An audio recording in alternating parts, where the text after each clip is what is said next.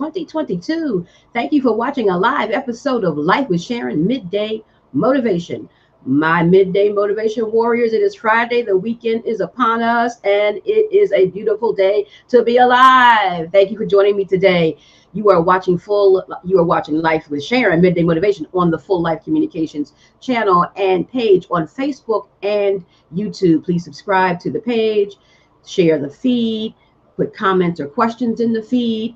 Also, please, again, subscribe to the channel, click the notification bell, and also that's on YouTube. Subscribe to the channel on Facebook, like the page, share the feed. If you want to have me read your comment or question, please watch it from my page, Full Life Communication, either on Facebook or YouTube, because if you watch it on someone else's page, which I want you to watch regardless, then I won't be able to see your comment or question. But just do watch, and hopefully you'll get something from today's show and every show that we do. We had a great show on Race Matters last night. Race Matters airs every Thursday at 7 p.m. and we talk about all things regarding race, a safe place to have the hard conversation. But today we're talking about how to navigate the effects of social media, how to navigate the negative effects of social media. And we've been talking about social media all week and some of the things that how social media interferes with our life, and some of the negatives and some of the positives. And today, how to navigate the negative effects of social media and just effects in general. Now, this conversation is not going to be long and drawn out, because the bottom line with navigating the effects of social media is self-discipline. And there I go again, saying that bad word, self-discipline. We struggle in our humanity with self-discipline. We want to just do what feels good. And everything that feels good is not good for us, and then not good for us for extended periods of time or on a continuous basis. And with social media, because we have this thing called a mobile device, and specifically the mobile phone, it's small enough for us to carry in our purse, in our pockets, just in our hands while we walk down the street. And so it's convenience. You know, we've been living in a convenient society for a while now. And so this mobile device called a mobile phone is so convenient. And because the internet is on it and social media on the internet, we have access to the world at our fingertips. So when we just think about that, I mean, just take a second to think about what that actually means. That means I can go anywhere online, from my home, from my office, from my car, no matter where I am, on the little device that's a mobile phone. I can go anywhere in the world. That's a lot of power. That's a lot of influence.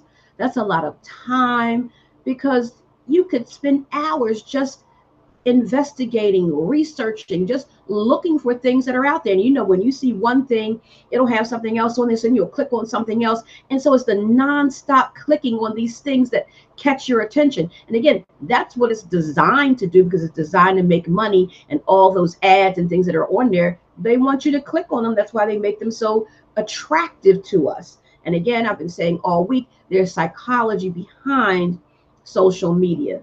Look it up if you don't believe me. There's a psychology behind social media that attracts our humanity to it. And that's why we stay on it so long.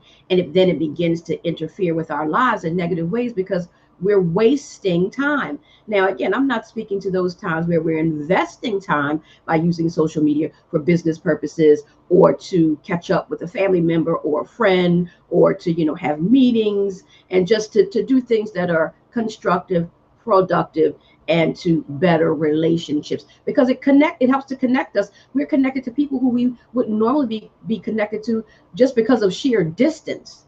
You know, so this helps bring take away the distance gap.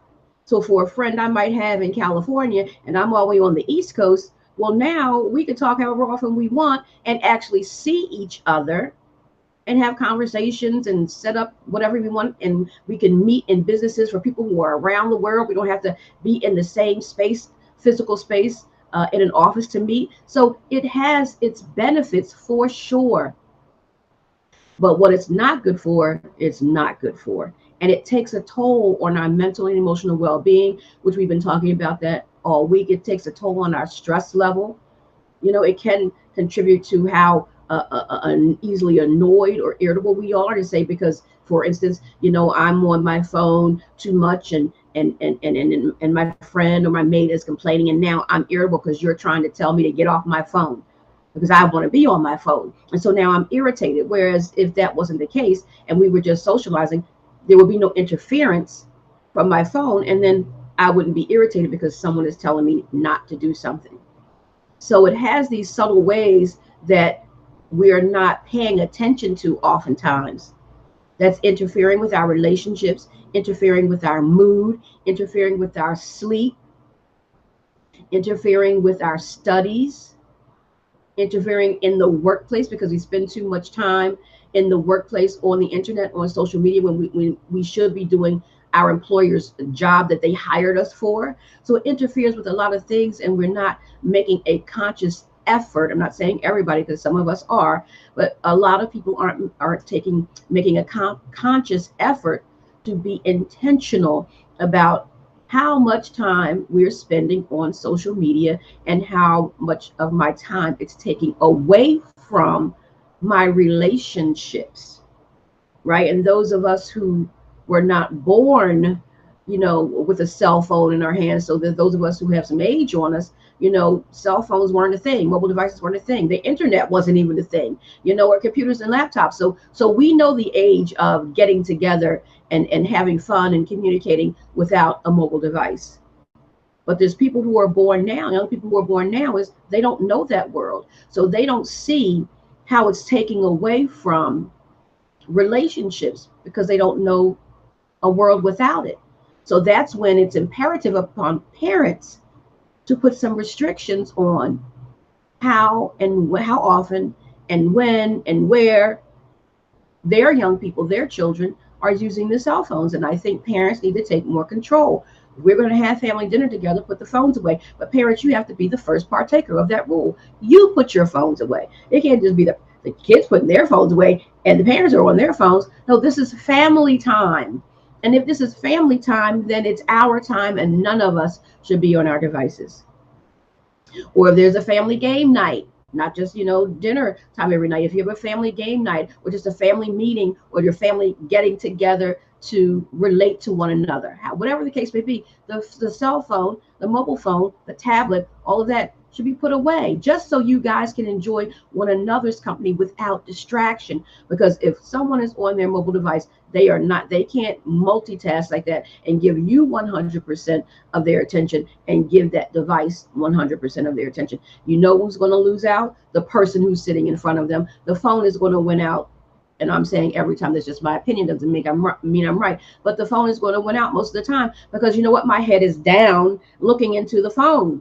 And I'm hearing you speak, but I'm not being attentive. So I can't respond to you in the way that I need to, because I'm totally immersed and distracted by whatever is going on in my phone. And, so truth be told, let me make sure I have the messages. Okay, truth be told, there's so much going on online, on social media, and this person over here that I'm sitting across from, you can't be as interesting as what's going on this phone. And when I say that, is you're one person who has one personality, right, and has things going on in life, but the world is attracting me on social media. I'm looking down to pretend like I'm looking at my phone. The world is attracting me, and there's so much going on that I can click on, that I can see looking at my phone. Whereas you're one person, who's great and wonderful, but this stuff is funny, this stuff is dramatic, this stuff has many personalities that I can enjoy, whereas you have one. And truth be told, humans are kind of boring, because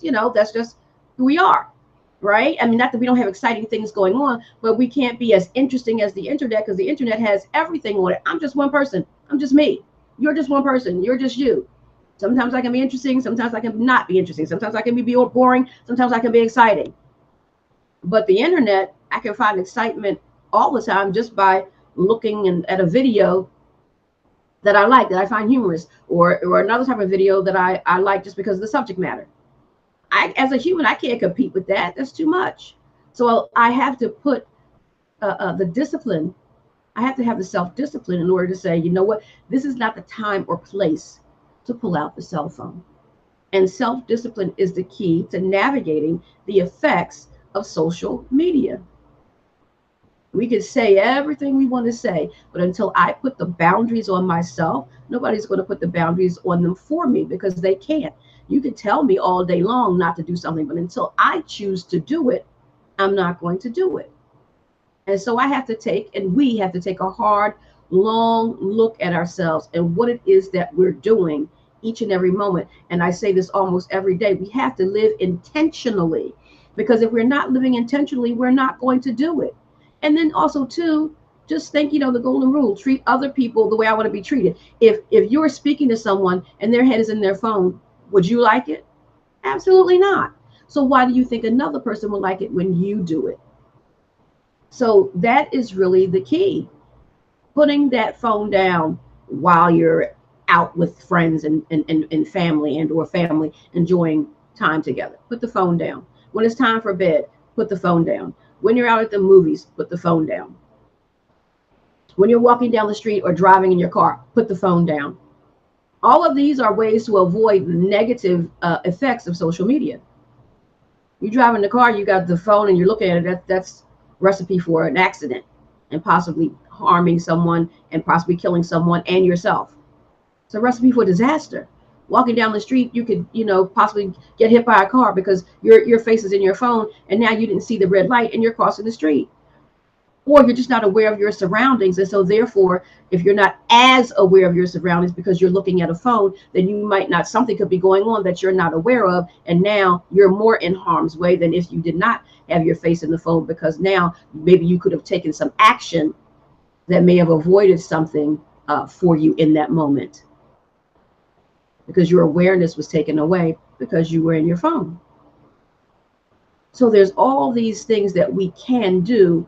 But again, until we intentionally decide that I am going to discipline myself with this thing called a mobile phone that has the world at our fingertips, until I decide, until Sharon decides, I am not going to allow this phone to control me. I am going to control it as a sane, emotionally balanced adult. I am going to control it. But if we're real with ourselves, this phone is controlling us. And that is not good. So challenge yourself today to look at your mobile phone habits and see. I'm not saying put the phone down totally, no more phone. Nobody's being that exaggerated. But there are times when I could put that phone down and enjoy the person's company who's sitting across from me, or just taking my self-care break and putting the phone aside, because I'm just taking a break to relax, de-stress, calm myself, prepare myself for whatever the next is that I'm about to get into in today. It's putting everything away. Well, putting everything away means putting the mobile device down as well. So that's just taking a hard look at ourselves. And we can't do that unless we're honest with ourselves. We got to be honest about how much that phone is actually controlling us rather than we controlling it. So that's really the show for today. Self-discipline, taking an honest look at ourselves to say, you know what, I need to stop. This mobile device has been controlling me, and I am not going to live like that anymore. I'm going to control what I do with the first 24 that I've gotten today. And that mobile device is a part of it, but it's not a huge part of it. And again, if it's being used for business purpose, I'm not talking about that. Use it what you need to use it for business, but then put it down other times. And again, connecting with people because of distance and things like that. I'm not talking about those positive and necessary ways because we have it and we use it that way. That is fine. But it's those other ways that's interfering with our relationships, interfering with our sleep, interfering with our mental health. That's what we need to look at and then do something different. I can't do it for you. You can't do it for me. It takes both of us to say, I'm going to do something different. Put some boundaries on myself, discipline myself into a better habit of how I use and how often I use my mobile device. So that's really it. There's no magic bullet. We have to bite the bullet and do it ourselves with that word that we hate, self-discipline. So, ladies and gentlemen, thank you so much for watching the show. I saw a few people with some numbers up there watching. Thank you so much. Can't shout you out unless you put something in the chat, so I didn't see your name. So, but I appreciate you watching. Thank you, though, for those who will watch on the replay. I appreciate you. This information is relevant yesterday, today, and tomorrow, so it doesn't matter what time you watch it, what time of day, when.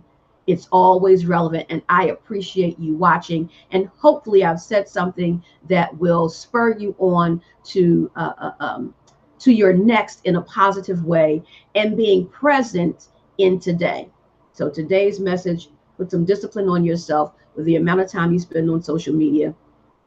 So therefore, it won't have as many negative effects as it potentially will have by staying on it much more often than we need to. So self-discipline with the mobile phone. That's the advice, not advice, the information for today. Join me Monday when we talk about, this is a big one. Everything starts with you. We need to stop looking to the next person to do X, Y, and Z. Like Michael Jackson said, the man in the mirror. I got to look at me before I look at anyone else. Excuse me. And when I do that and make the necessary changes I need to make, the modifications in whatever area I need to make, now I'm doing business. Now I'm accomplishing things because I'm not just looking to the next person to do what I need to be looking to me to do. So that's the topic for Monday. Everything starts with you. Everything starts with me. Everything starts with the man in the mirror. Excuse me, having sinus allergy issues today. Well, every day actually. But so looking at ourselves and doing what we need to do and not looking to the next person. That's the show for Monday.